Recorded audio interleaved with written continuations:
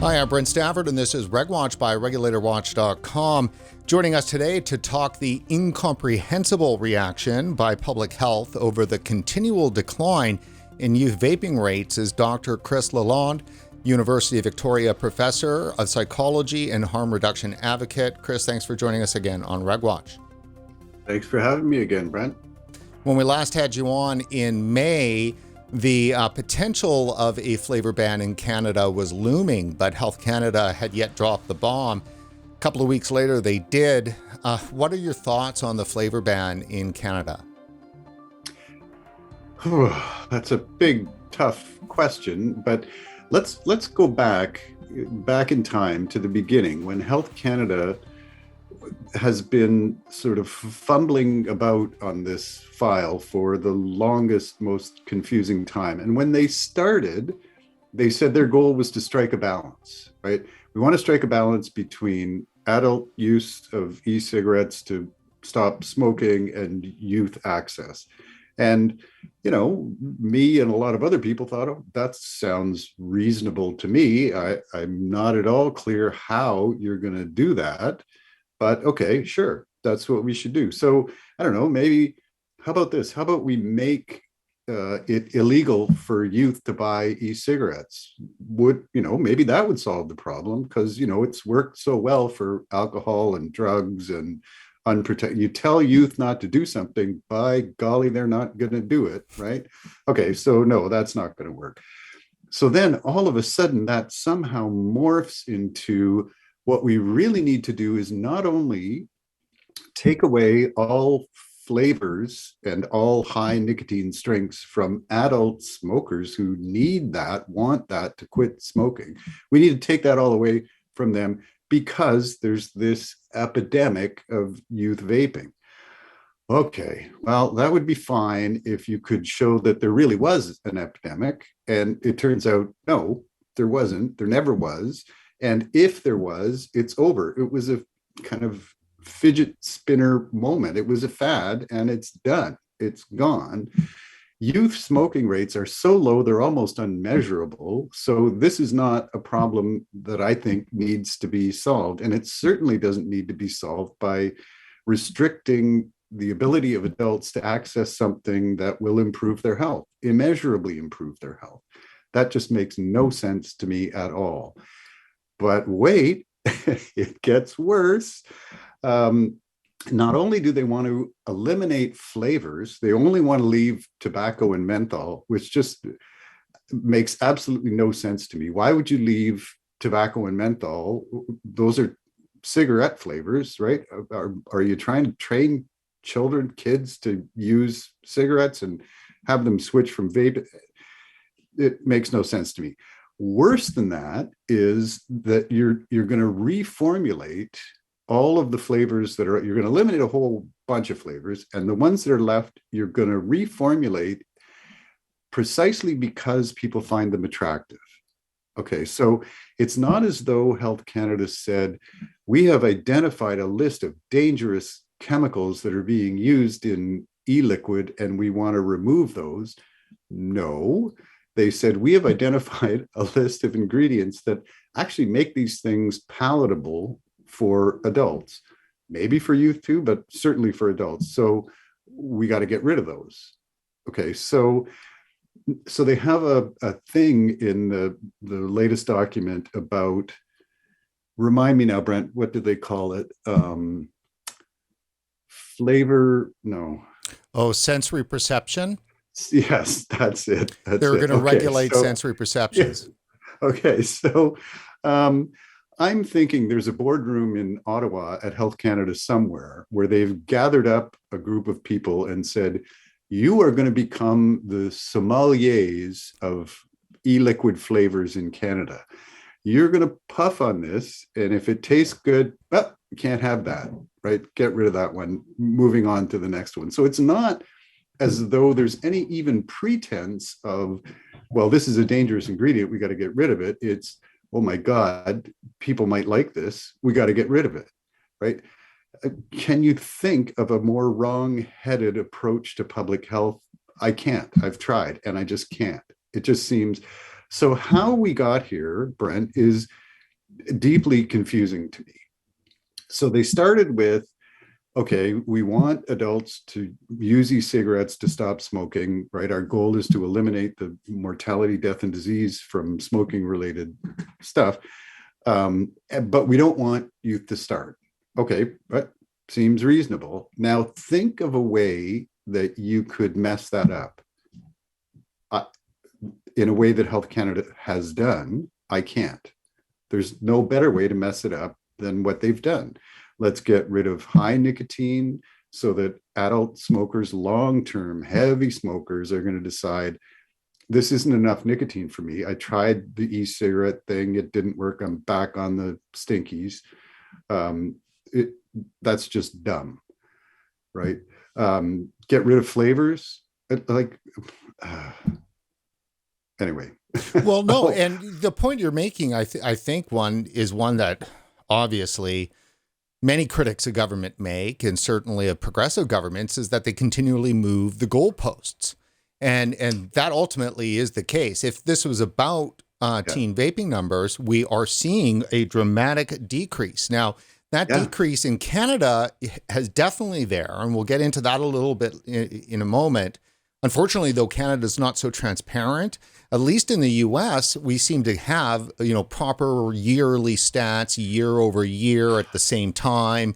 We're able to compare those stats, even though the pandemic was an issue. But we have a big drop in U.S. teen vaping, not just because of COVID. We know that, though the public health is trying to say that this might be a COVID thing.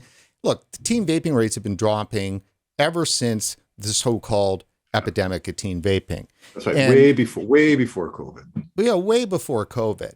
And here in Canada too as well. And I'll call something up in a second. Let me just throw this at you. I mean, it just seems to me that on one hand, they say you have to follow the stats. They're so bad. They're alarming. They're worrisome. We have to take all these draconian, tyrannical measures to reverse legislation that they had enacted. The federal government had just passed and legalized nicotine vaping in Canada. Within 3 months, they start to begin to reacting to, in 2018, reacting to the so-called epidemic of teen vaping. In that same fall, it was so alarming to the University of Waterloo professor, Dr. David Hammond, that he leaked selectively the results of his research to Health Canada and the media that ginned up a huge, massive hysteria in Canada, and then launched this regulatory process that we're in right now that's going to see the demise of vaping. So, I mean, what to believe? Because if you believe the stats, we believe them then. Now the stats are showing that teen vaping is declining, but Health Canada is just like this. Yeah, and that is really, really worrisome to me. You and I have been through this before, Brent, and we talked about the ethical dilemma of should you, RegWatch, have released the Hammond paper, right? And I say yes. If Hammond or any government agency is going to use unpublished material to frame public policy, the public needs to know that, right? We need to know the numbers. So let's go way back to the beginning there and say, oh my God, there was an alarming increase in vaping and smoking. And it turns out that just wasn't true. And you and I went through this trying to find the numbers later after that thing was actually published that show, no, there's no giant increase in vaping or smoking among youth. That was just somehow an artifact of the methodology.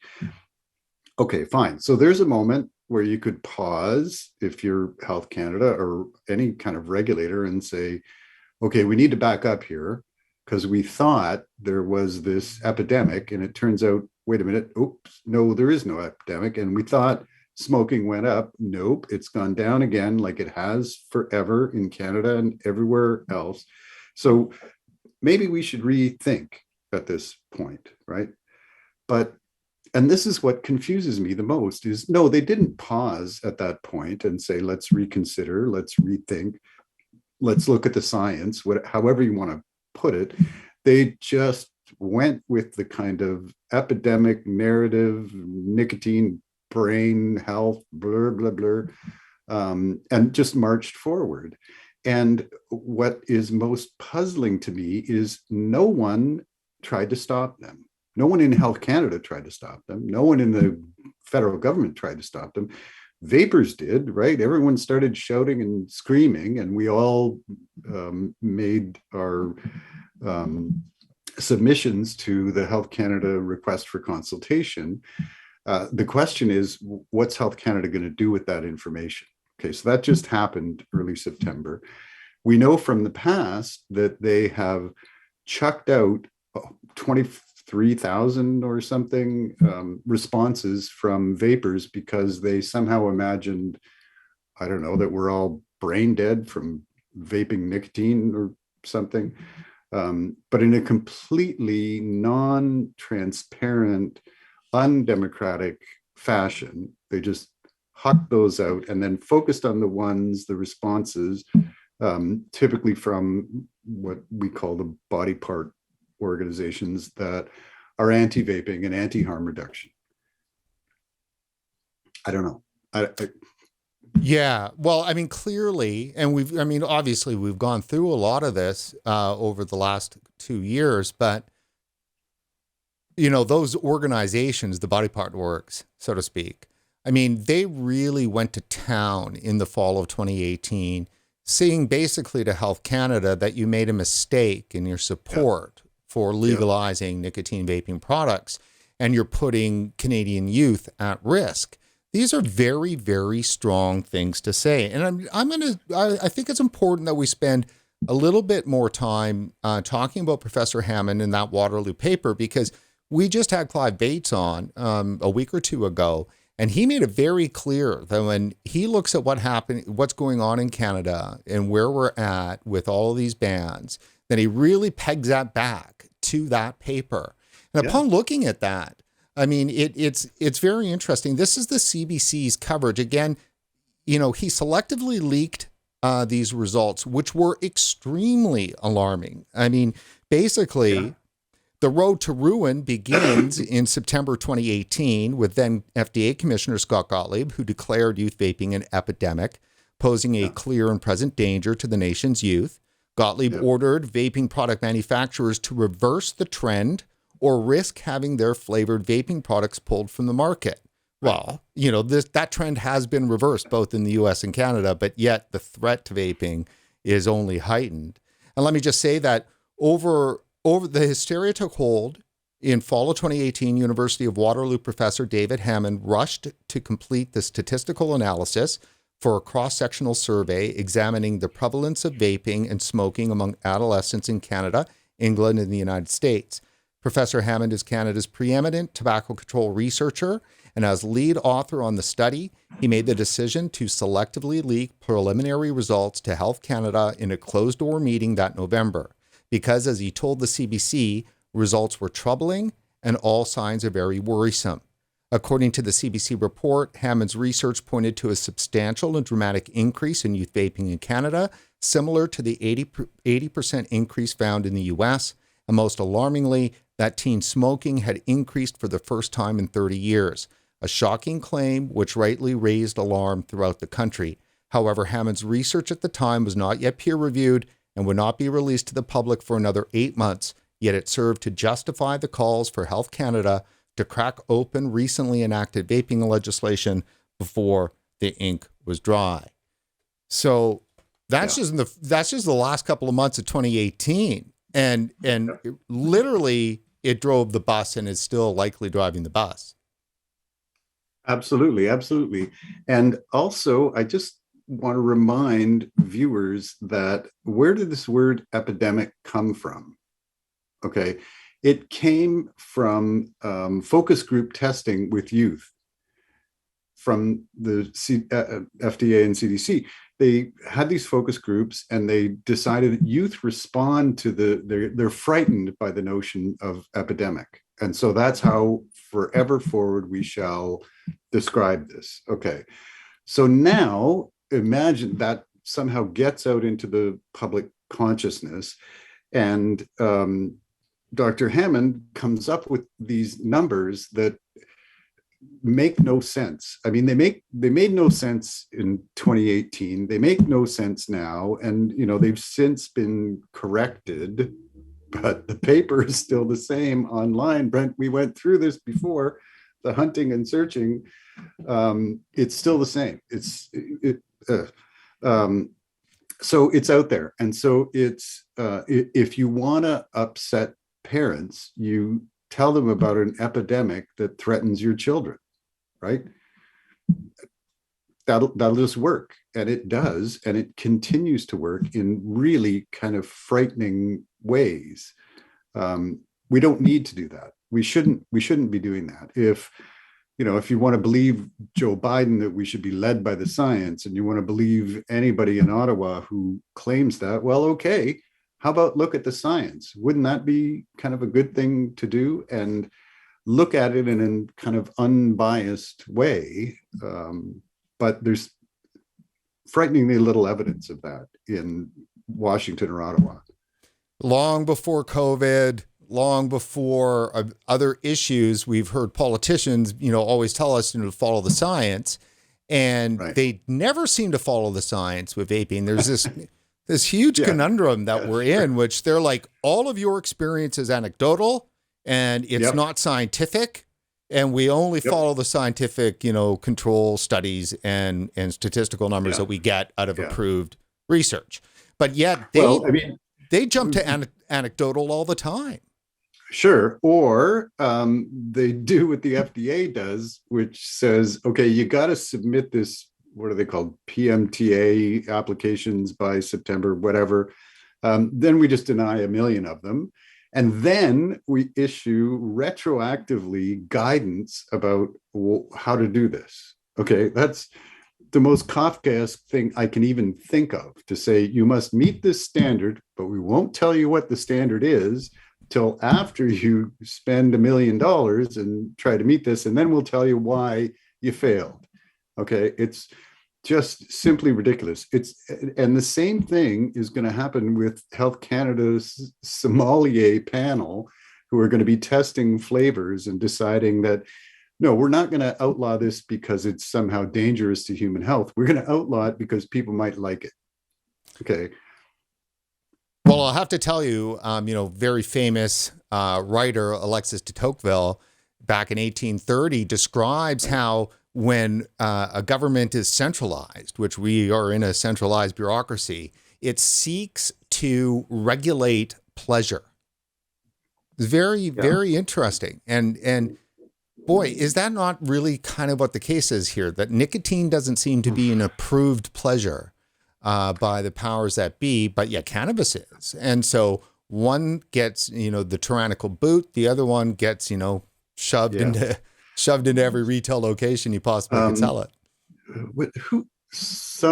I love the de Tocqueville quote, but someone said something about being terrified that somewhere someone is having some fun. Right. I can't remember who. I'll look it up, Brent, and I'll email you. But there is a bit of that. So in the whole nicotine vaping thing, there's just the assumption of harms related to nicotine. Just toss that out there, youth harms, nicotine, but no one ever actually demonstrates that, right? So the famous one is nicotine harms the development of adolescent brains. Okay, we've heard that for a long time. And if you look into that, there are two problems with that. One, it's only in adolescent rats, who I keep saying adolescent rats should not vape. Okay, they shouldn't smoke, they shouldn't vape, they shouldn't do a lot of things. The other is you have a great kind of natural experiment where, 40 years ago, 40% of people started smoking as adolescents, and it's not at all clear that they ended up brain damaged adults, right? So there's just kind of evidence right there that there's something wrong with this theory. But that doesn't matter, right? Because you say nicotine harms brain development, think of the children, trademark, oh my God. And people just kind of eat that up. And politicians who are practiced in the art of sound bites are going to gobble that up even faster, right? Because you say the word epidemic, adolescent brain development, damage, harm, addiction, gateway, right? Those things don't need to be justified. They just need to be shouted into a microphone. And that would be fine if it was just the kind of lunacy of the usual nature of politics. But if you're making public policy that's going to affect the health of Canadians or anyone else, you should back up. You should pause. You should reflect. You should think, are we really following the science here, or are we following the kind of narrative and the propaganda of, and it doesn't even matter who it is, right? Just stop and think. And we don't do that enough here or anywhere, I suppose. But it seems to be definitely be a problem in North America, no doubt. You mentioned smoking, teen smoking, and we're using basically Dr. Hammond here as the nit for this show, but because his research and what happened with that research that he leaked and then came out in June of 2019 has had such a dramatic impact. And you'd mentioned that the smoking claim in there was retracted. Let's just focus on that for a second. One of the most alarming claims of this research was the fact that there was a massive increase for the first time in teen smoking in Canada. And then a year later, so this is not 2019, this is in 2020. A year later, July 2020, and it comes out that was incorrect. What is that all about?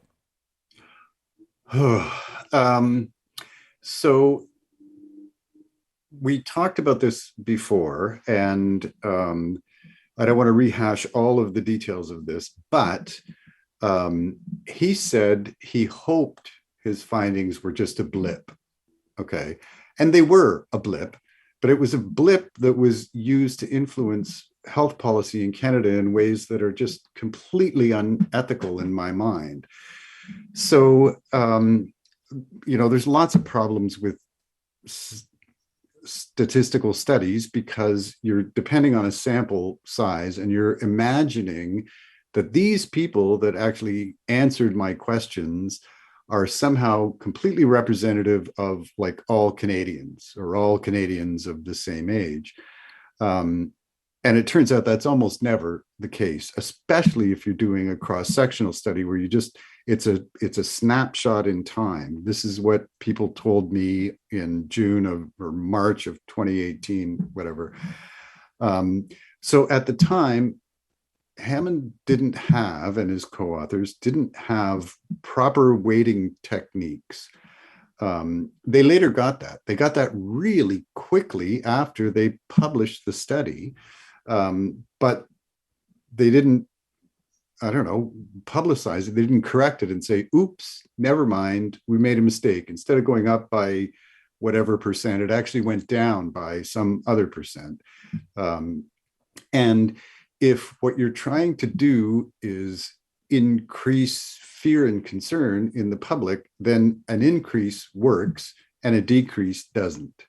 Okay, so if you report an increase, you shout fire in the theater, and then you say, oops, never mind, it was just a flashlight. That would be okay, as long as everybody knows after you shouted fire, you shout flashlight. Okay. Now, you and I went through this, Brent, the torturous route of trying to find the actual correction. Oh, dear God. It was brutal. I know. And I would urge your viewers to go back and look at our old segment of both of us with furrowed brows trying to figure out what are we looking at, where are we supposed to go. I have to be honest, Chris, I tried to redo those steps yesterday and and totally found that I could not get to the correction. Yeah. The word I think you're looking for is flummoxed. Right? Like just like if you wanted to find it, you'd have to be super motivated to do so. And it shouldn't be that way, right? It should not be that way if these data are being used to frame public policy, health policy in Canada or anywhere else. That's just a wrong approach to following the science, right? For sure. And let's, I think it's really important to bring up, I'm just calling it up here right now, is that the whole issue in terms of teen and smoking and relating that to vaping, I mean, it's explosive because, for the longest time and still today, it's this whole gateway issue in terms of we can't let the teen vape because that's going to lead to smoking. One begets the other. And even if you're a youth or something, Health Canada is conflating vaping to smoking all the time. And they've done that in the flavor ban. With the flavor ban, they put out a cost-benefit analysis. It's their regulatory impact analysis. And they basically make the conclusion that there is mortality associated with vaping. So there are certain numbers of people who vape who will die. But they don't die from vaping. They die because vaping leads to smoking. So if you start vaping, you're going to end, a certain percentage will start smoking. And then out of those people, they'll have, all of the, detrimental disease and death that's associated with smoking. So it's totally spurious. I mean, do this. I mean, Brent, we could go down another rabbit hole of trying to figure out. So they estimate a 20% mortality rate, right, in the Health Canada document. Try to find out where that 20% estimate came from, and you will just hit a brick wall, right? 5 experts, blah, blah, blah, and then you contact the experts and they say, well, no, that's actually not what we said, or I don't recall, or like, it's just the most indefensible estimate of mortality that you could even imagine. To then use that, let's just make up 20%, and then we multiply it out over the years and count up how many Canadians die and say, what a good thing we've done by getting rid of vaping in Canada, is just completely indefensible, utterly indefensible. And I hesitate to bring up not September 2018, but September 2019 and the whole EVALI business, right? And we could spend another hour on that, but the only reason for me to bring it up is that it has become very clear to me that the EVALI crisis was not about public health. It was about stopping vaping. I can't think of another way to describe it, right? They mischaracterized the use of THC products laced with vitamin E acetate that actually produced serious lung injuries and deaths among young people in the United States in a sort of tight regional area. And they just ran with that. It's like epidemic. It's like, adolescent brain development. It's not the right way to do public health. It just isn't. Well, unless you're in communist Russia. Well, no, yeah. Well, or the Philippines. It's just, look, I'm not trying to be glib here, but we've got plenty of examples of public health being the source of some pretty bad stuff over the last 150 years. Sure. And, David Sweener is a wonderful historian on this, about resistance to refrigeration or moving to cities, because if you move to cities, immoral, bad things happen there, and you shouldn't have refrigeration because that stops you from eating fresh, healthy foods. And, forget about the fact that, eating rotten food causes stomach cancer and stuff. So, I mean, David is wonderful at sort of listing out all those things about why people are opposing innovations in public health in ways that, when you look back on them, think that's completely counterintuitive. Why would you oppose that? Let's rewind, Chris, I just want to make sure we spend a little bit more time on this issue with regard to the mortality assumption, the statistics around this 20% right, and so forth. For one, this title of this episode is Buried by Stats. Well, it's buried logic, but it's really buried by stats. It's the weight of statistics burying us. And even when the stats start to turn in your favor, they still bury you because they just ignore the current stats. and look to the other ones. But this issue of mortality, this is like generated by third-party, private, so-called consultants, experts in a report that's not public, that was paid for by the government, I assume, but we don't know. That it could be paid for by the Canadian Cancer Society, for all we know, because the government certainly, wouldn't be beyond Health Canada to use a study paid for by a lobby group in this manner. I'm not saying that that's the case because I don't know. I don't know who these people are. All I know is that the asterisk in the Gazette says to contact the government and they'll help facilitate you getting access to the report. Do you have access to the report? We haven't been able to get it. And they won't, or at least they haven't yet. And I don't know whether you need a freedom of information request. Other people have tried, and other people have actually figured out who those 5 people are and contacted them, and they seem befuddled and confused about, I don't know, we never said 20%, but I could be wrong. I don't want to. Well, no, that's what we've heard. I've heard and others that we've talked to about this. So it seems that like the most explosive, the most damning aspect that's justifying this report or this ban is inaccessible to the Canadian voter. Sure, but let's imagine we could put that aside for a moment. Okay, we'll just put it aside. And Health Canada's own estimates are that some people who are currently vaping are going to go back to smoking. Okay, so let's count up the bodies of those people, right? That's a really, really bad thing.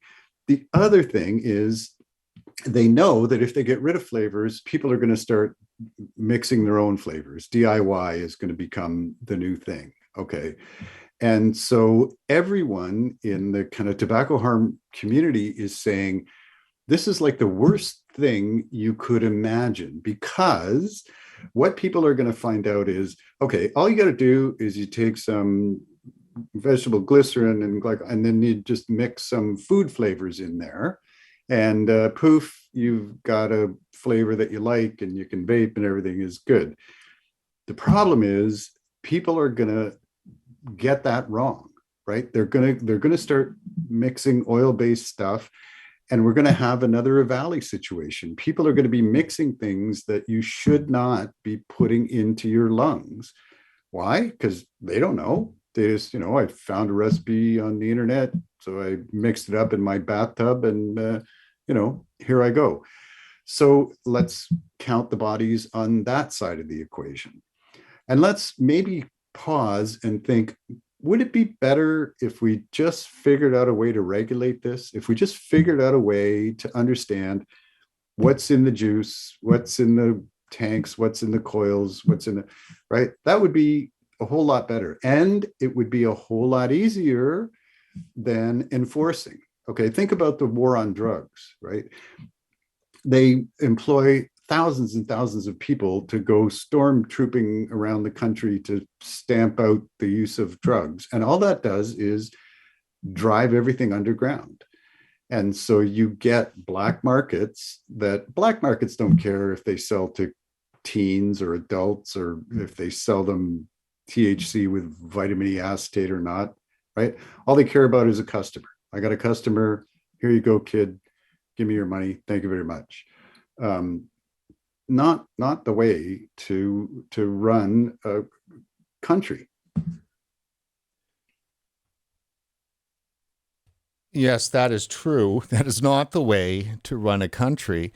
I'm very upset with public health in Canada. They want us to believe everything they're saying with regard to COVID, but yet a huge majority of people that, are on the vaping side of things, well over 1 million people, we know damn well that we can't believe everything that's coming out of public health. So on some issues, we're supposed to believe public health, and other issues, we're not, because we clearly know that they're lying. And here's an example.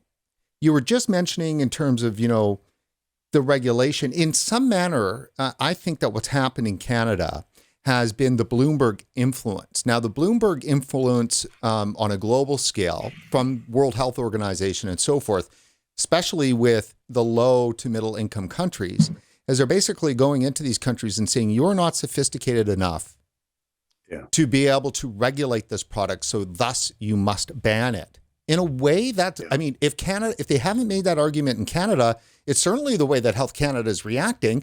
You know, we can't manage this with our adults, even though we legalized it, even though we've got a vibrant industry, even though the industry has totally reacted to the issue of teen vaping and has accepted a bunch of regulatory measures in order to decrease that. But we're not going to let that have a chance. We're not even going to let those measures have impact. We're just going to ban it. It feels like a Bloomberg influence. And because certainly, of course, the public health nonprofit groups in Canada have been making that claim to Health Canada. You messed up. You have put Canadian kids at risk. You know, you have to do something. Let's just take a look here at Bloomberg just on September 29th. So last week, the CDC comes out, FDA comes out, 40% drop in teen vaping in the United States, 40%. On the exact same day, Bloomberg comes out with an editorial, Bloomberg opinion penned by Michael Bloomberg himself. The FDA is late in banning e-cigarettes that tempt kids. Teen vaping has reached epidemic proportions. That is treacherous. On the exact day that the health agencies in the United States are saying teen vaping has dropped by 40%, Bloomberg is saying teen vaping has reached epidemic proportions, as if it's ascended. Yeah. That is treacherous. So, I mean, we could spend another half hour on Bloomberg as a colonial power unto himself, but we won't do that. The other thing that concerns me is, okay, look, the data just came out from the US that, you know, vaping rates have plummeted. And what's the response of the anti-tobacco harm reduction groups like Bloomberg and Tobacco Free Kids is not to say, hooray, what a great thing this is. It's to say, okay, they're all using puff bars. They're all using disposables, or this was all just due to COVID. As though if somehow you lock the kids down, they can't get their jewels or puff bars or whatever and puff them. But every parent can see through that lie, right? You can't keep the kids down on the farm if they want to go out and get their whatever it is, their weed, their e-juice, you know, their jewels, whatever. So it went down, not because people were locked up, I think. It's because, look, the fad is over. It's done. It's fading. Let it go and stop trying to regulate adult behavior because of hypothetical children who might maybe do something at some point in the future. That just, it makes no sense to me, right? And you can take Bloomberg money and throw it behind that, and you can, as we've seen, you know, corrupt public health agencies in other parts of the world that are perhaps more amenable to. Anyway, I won't go there. But and it's frustrating.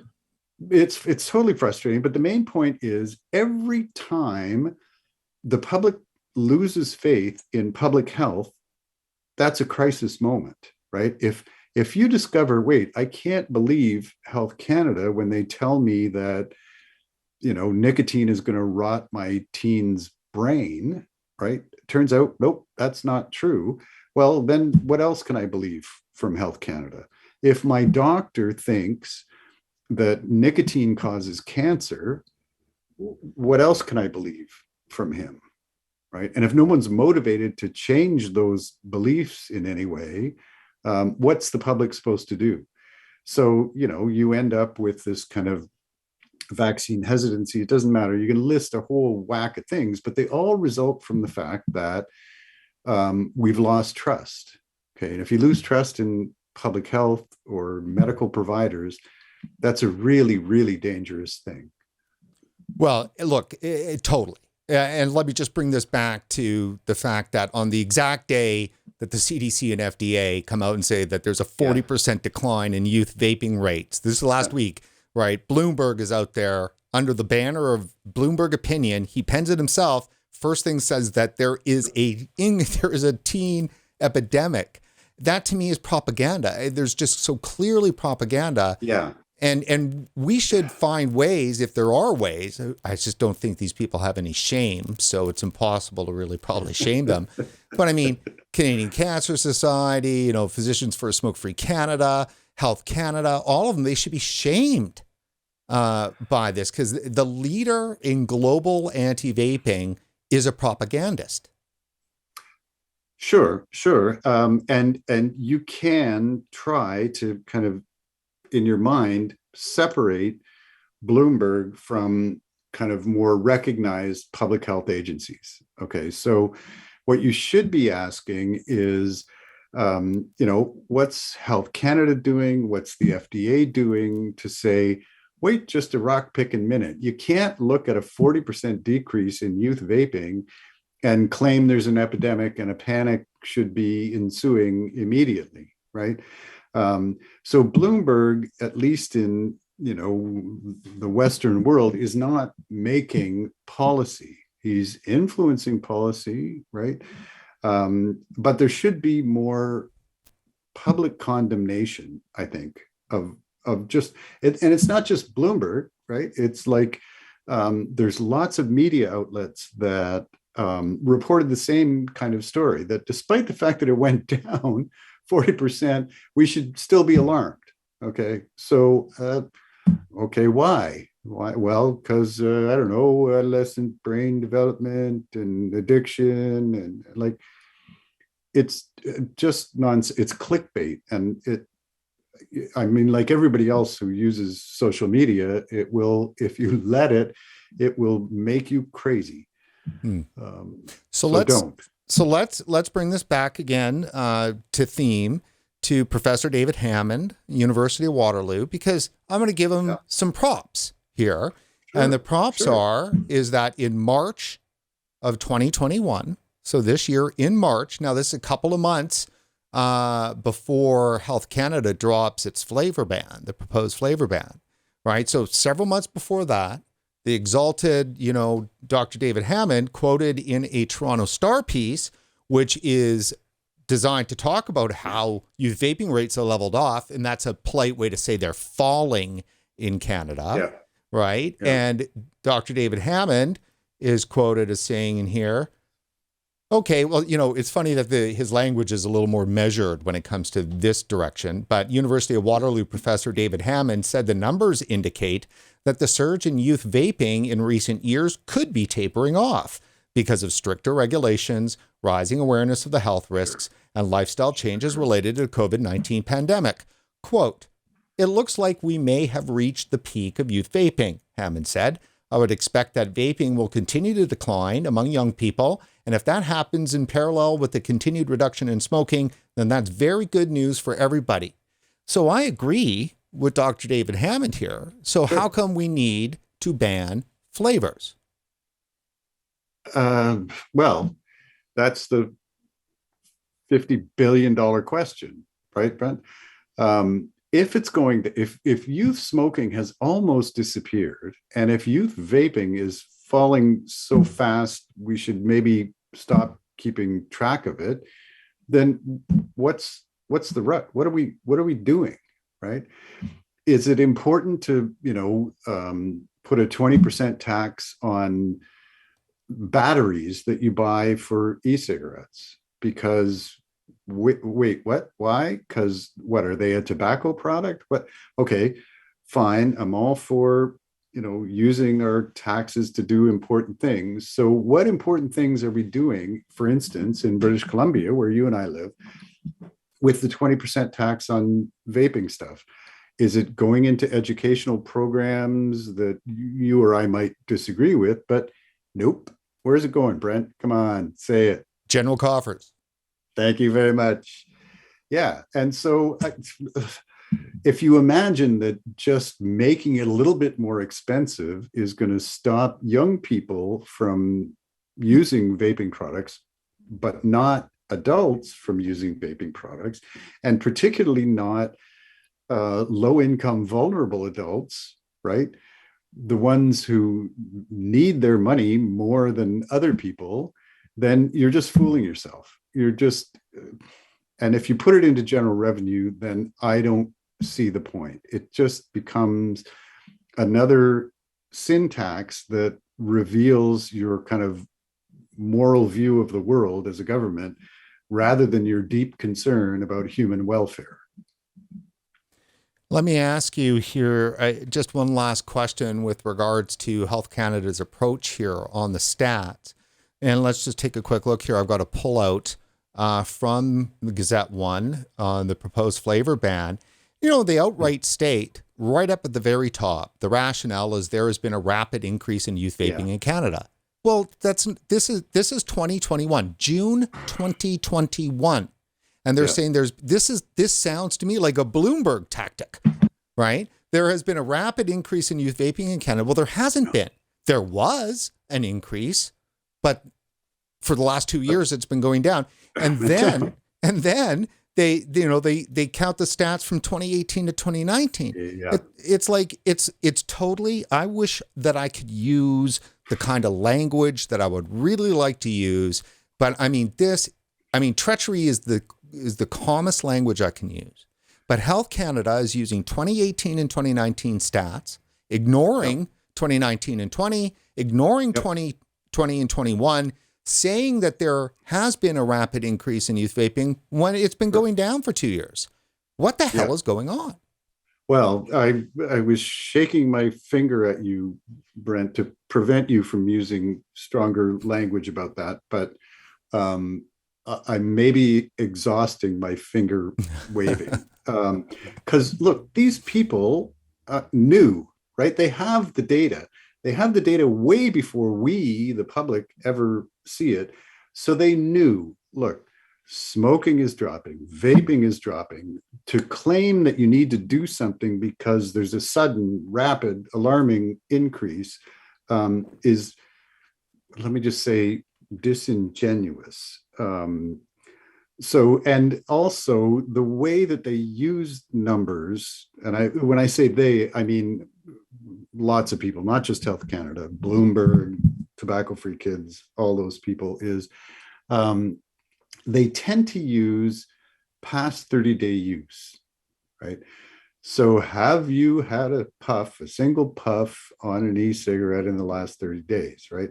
Which is just the dumbest measure of use that you could imagine because it's predictive of nothing, right? It's not diagnostic. It's not predictive of anything. You could have had one puff a couple of Saturdays ago at Bernie's party in the basement, or you could be puffing on your Juul 55 times a day.